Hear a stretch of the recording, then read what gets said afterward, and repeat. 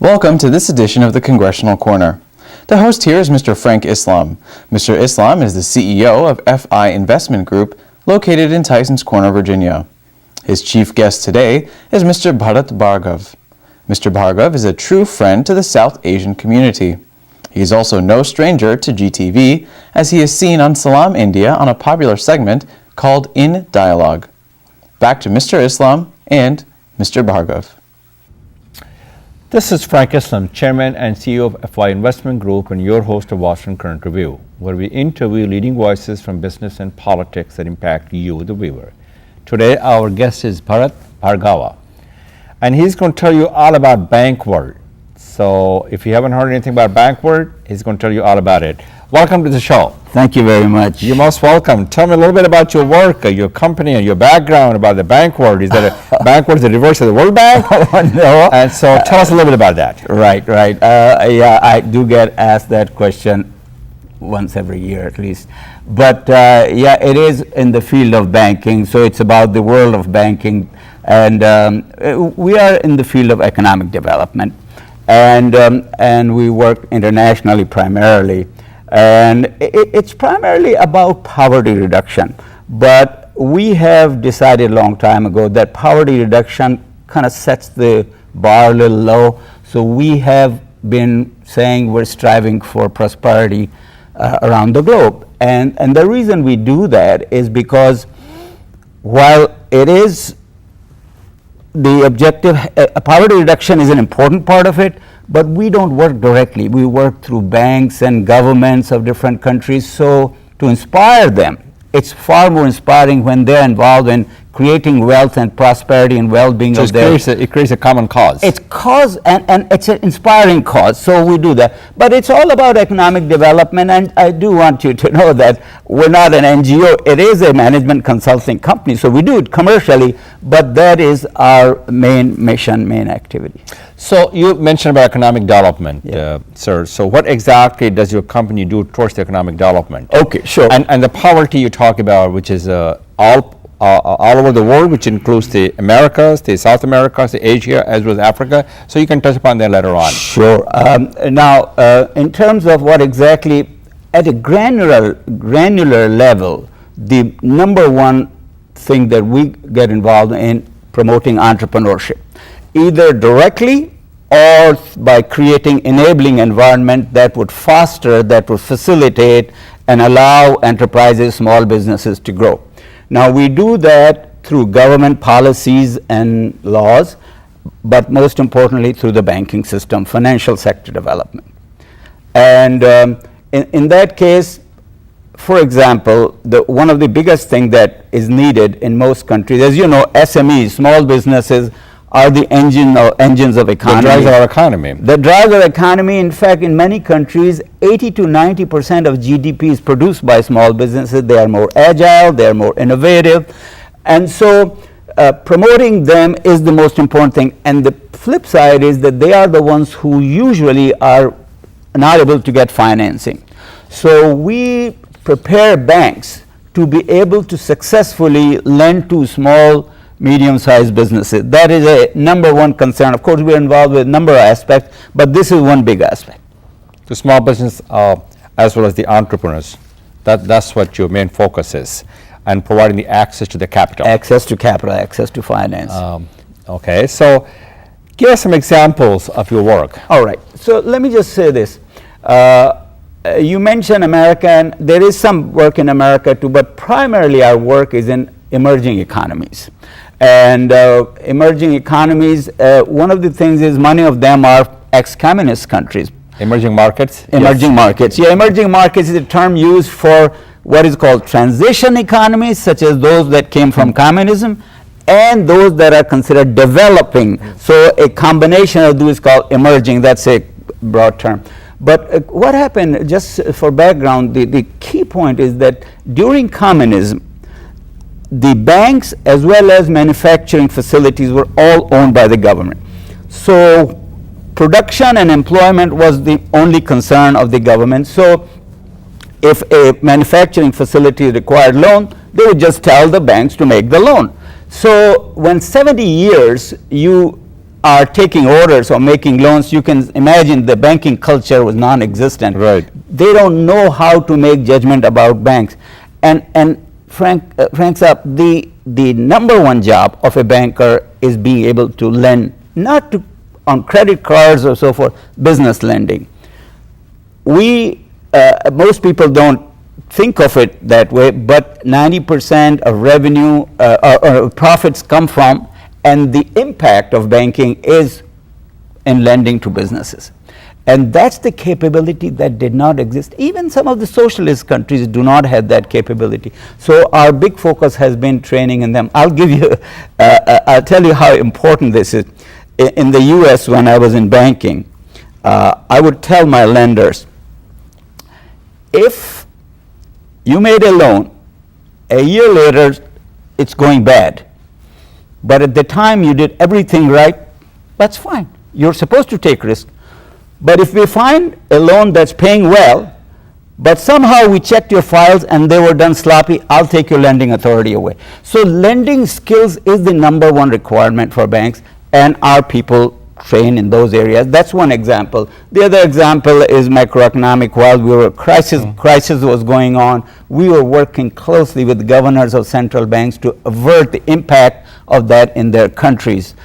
Capital markets, also privatization, and those kind of things are secondary part of our work. So you work all over the world. You mentioned that the people who do not speak English, how do you communicate with them? Oh, yeah, good point. Well, okay, some people do speak in English, but even many of the central bank governors or ministers of finance, they may know some English, but either they're hesitant or as protocol, they must speak in their local languages. So we have gotten used to working through interpreters. That's just common because you're in Mongolia, your team is working in Mongolia or Russia or in Africa or Middle East. We just work with interpreters. Now, as a result of my early work, I have gotten interested and I've learned Arabic and Russian and French and all. But primarily for business purposes, we use interpreters. Yeah.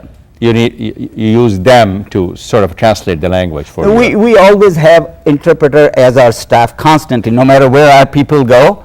Our staff, they always have interpreters. So do you do anything in South Asia? So let's suppose in South Asia, in a small village, somewhere in India, people need access to the capital. Right. And the microfinancing things, there's a lot of things that go on. Right. How do you connect the bank to the small business to make things happen? Now, there are two parts to this. We have worked in South Asia. Presently, we're in Afghanistan. Afghanistan? Yeah, presently our people are in Afghanistan. Well, that's a good country to be in because they need a lot of entrepreneurs, small business exactly. to spur the economic growth. That's exactly, and that's true everywhere. We've worked in Pakistan, where central bank and bank, Bangladesh, Sri Lanka. India, we have not worked on the banking side as much. I had an opportunity to lead the effort of developing a national handbook for public-private sector development for infrastructure finance. As you know, historically, governments funded infrastructure. In 2005, 2006, we wrote a comprehensive manual that was distributed to states and all the ministries that are involved in infrastructure, which allows the government to use private financing and allows the private sector to both build and operate, and the government is left with the job of conceiving projects, bidding and contracting out, and managing. And so that's the best combination. So India is using a lot of PPP. As you know, here, this the metro that's been built, that's being done in the PPP, right? PPP, for the audience, is public-private partnership. Public-private partnership, in which private sector builds them, and after 30 years, 20 years, that project is turned over to the government, and they charge fee, and that has been found to be the best method. Now, in India, there are a couple of other things we did. As you know, when insurance was was privatized, meaning it used to be only government. At that time, they needed to train a regulator just like central bank is regulator for banking and SEC type is the regulator for capital markets, insurance regulator was needed. So we trained in Hyderabad, the agency that was for Indian insurance regulatory authority. So you work with the local authorities there. For example, if you take an example of Pakistan Right. as well as Afghanistan, which is pretty much dangerous these days. Right. I've And been in there. terms of security, Yeah. I'm sure you have been there. So let's suppose you have to go to Kabul, Islamabad. Right. So what exactly do? You contact the people, local people, and then get connected with the bank to Okay. facilitate this loan and Okay. and We actually do not facilitate loans. We don't get involved in actual money, but a lot of these projects are either funded by U.S. government Okay. or World Bank or Asian Development, IFC, and in some cases we have direct contract with Okay. the banks. So they are sponsored based on the needs. So the scene is already set for us to go.